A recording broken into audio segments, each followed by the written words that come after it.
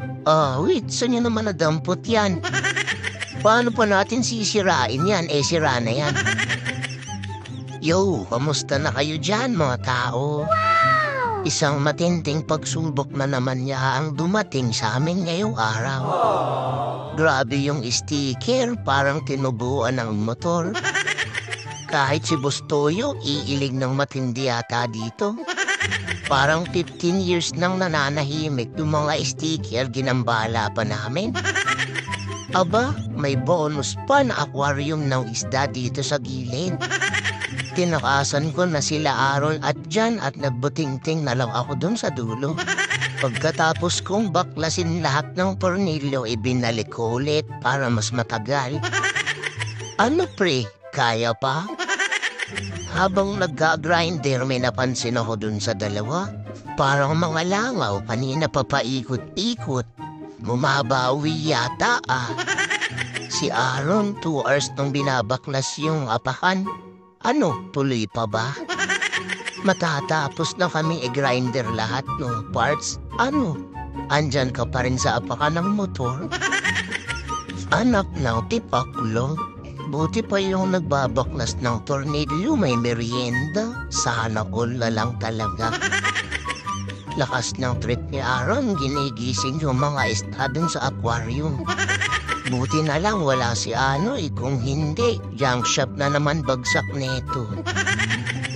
Grabe yung itim ng Scotch Brite namin, muntik na ako matalo.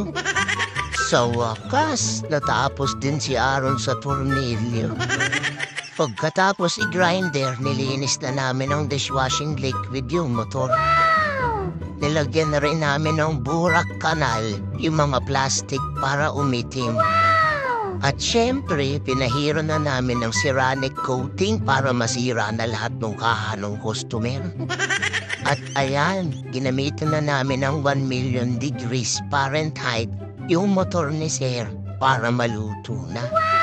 Sakto, luto na yung isda sa aquarium pagtapos namin mag-ihaw. Ayan na naman Aaron, nasa tornilyo ka na naman.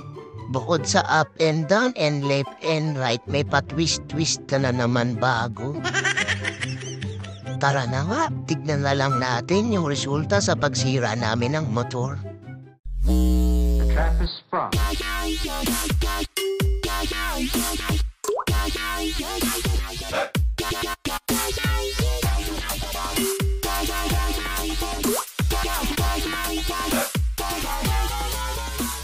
Mulat kayo, no? Tara, kausapin na rin si Sir. Good afternoon po. Sir, bakit dito niya napiling magpasira ng motor? Tinanong ko sa bayaw ko, dito siya nagpunta. Nagustuhan niyang magpasira rito. Malulupit yung mga tao niyo, mga tropa mo. Yung. Daling. Ayos. Kita naman sa gawa, punong-puno ng sticker. Kita niyo naman ngayon, solid. Solid, Ox, sir. ox. Yung. Paano, sir? Pakaangas. Thank you, sir. Thank you po. Yung. Tingnan mo, napatingin pa ulit si Sir sa motor bago umalis. Ano? Tara, sirain na namin yung motor mo.